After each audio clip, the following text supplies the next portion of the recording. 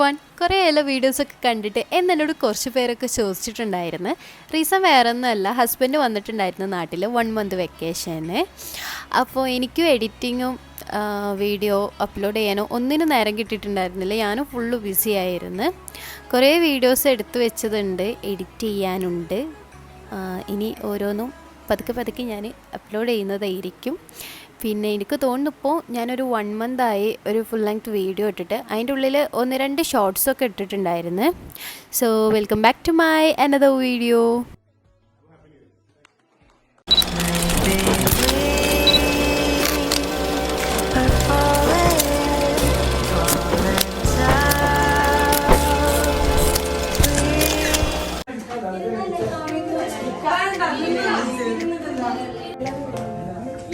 എല്ലാരും കൈ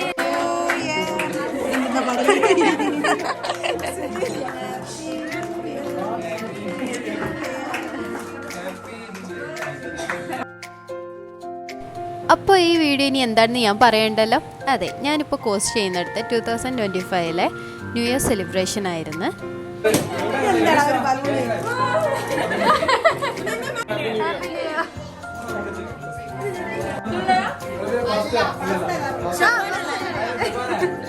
അടിപൊളി.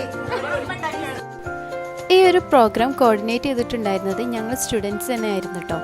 ഞങ്ങളെ ബാച്ച് മാത്രമായിരുന്നു ജനുവരി 1 പ്രോഗ്രാം വെച്ചിട്ടുണ്ടായിരുന്നത്. ബാക്കി ബാച്ചിൻ്റെതൊക്കെ മുമ്പേ കഴിഞ്ഞിട്ടുണ്ടായിരുന്നു. അപ്പോൾ ഞങ്ങൾ ഈ ഒരു പ്രോഗ്രാമിന് വേണ്ടിയിട്ട് നേരത്തെ പെർമിഷനും എടുത്തിട്ടുണ്ടായിരുന്നു കേട്ടോ. ആദ്യത്തെ ഞങ്ങൾക്ക് രാവിലെ തൊട്ട് ഉച്ച വരെ വരുന്ന ഒരു ടൈമിൽ 2 പീരീഡാണ് വരുന്നത്. അപ്പോൾ ആ 2 പീരീഡും ഞങ്ങൾ നേരത്തെ പെർമിഷൻ എടുത്തിട്ടുണ്ടായിരുന്നു. അത് ഞങ്ങൾക്ക് തരണമെന്ന്.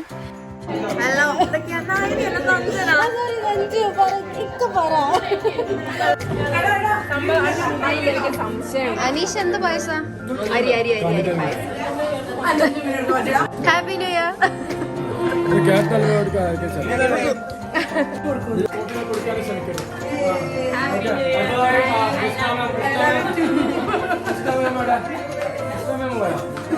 അടുത്ത അസ്തോമിസിനെ വിളിക്കുന്നു, കൊടുക്കാനായിട്ട് വർസാനെ വിളിക്കുന്നു, നിതിൻ സാറെ കൊടുക്കാൻ വേണ്ടിയിട്ട് ജാൻസാനെ വിളിക്കുന്നു.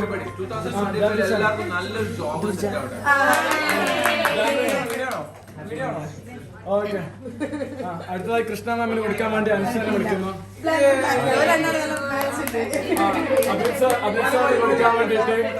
അഭിസാറ് കൊടുക്കാൻ വേണ്ടിട്ട് എന്തെങ്കിലും ഇവിടെ പേര് അനീഷനെ വിളിക്കുന്നു.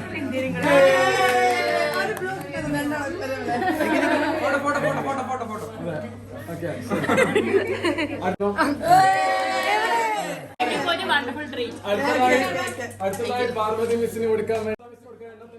നമ്മളുടെ ഈ ഒരു പ്രോഗ്രാമിനെ കുറിച്ചിട്ട് ടീച്ചേഴ്സിനൊന്നും വലിയ ഐഡിയ ഉണ്ടായിട്ടുണ്ടായില്ല കേട്ടോ. കാരണം ഓഫീസിൽ നിന്ന് നമ്മൾ പെർമിഷൻ എടുക്കുമ്പോൾ പറഞ്ഞിട്ടുണ്ടായിരുന്നത് ഞങ്ങൾക്ക് ഹാഫ് ഡേ എങ്കിലും വേണമെന്നായിരുന്നു ഈ ഒരു പ്രോഗ്രാമിന്.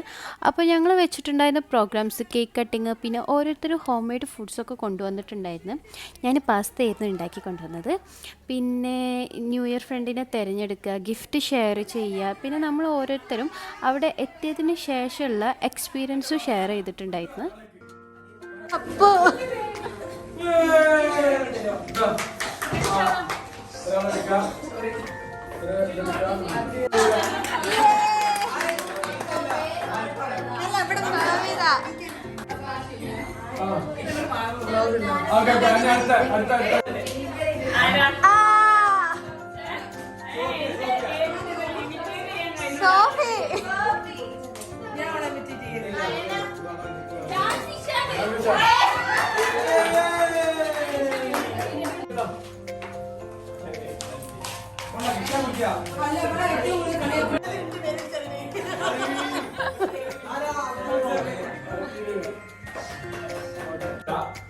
സർക്കാസായിട്ട് കാണരുതല്ലേ.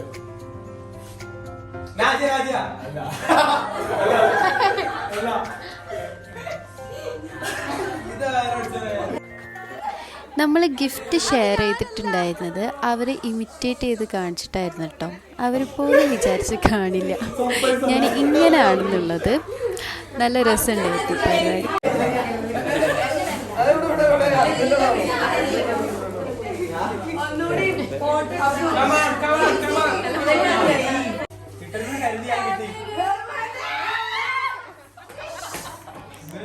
ഇത് ശരിക്കും അൺഎക്സ്പെക്റ്റഡായി കിട്ടിയതായിരുന്നു കേട്ടോ. അതിൻ്റെ അട്ടഹാസമാണ് നിങ്ങൾ ഈ കണ്ടത്. അത് മാത്രമല്ല ഇതിൻ്റെ ഈ ഗിഫ്റ്റ് എന്താണെന്നുള്ളതും ഇവൾക്ക് അറിയായിരുന്നു.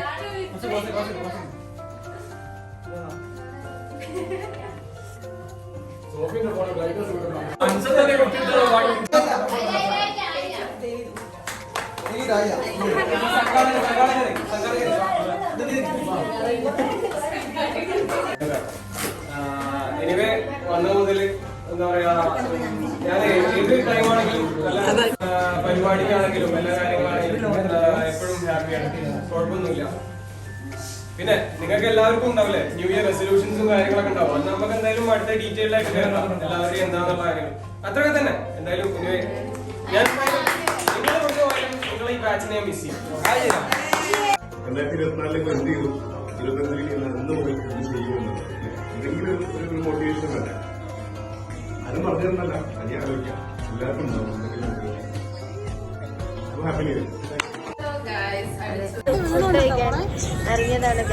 കലാപരിപാടികളൊക്കെ കഴിഞ്ഞ് പിന്നെ ഞങ്ങൾ പോയത് നേരെ ഫുഡ് കഴിക്കാൻ കേട്ടോ. എല്ലാവർക്കും കൂടെയുള്ള ഫുഡ് ഞങ്ങൾ തന്നെ ഓർഡർ ചെയ്തതായിരുന്നു. അപ്പോൾ ഇന്നത്തെ വീഡിയോ ഇത്രയുള്ളൂ. വീഡിയോ ഇഷ്ടപ്പെട്ടെങ്കിൽ ലൈക്ക് ചെയ്യാൻ, സബ്സ്ക്രൈബ്.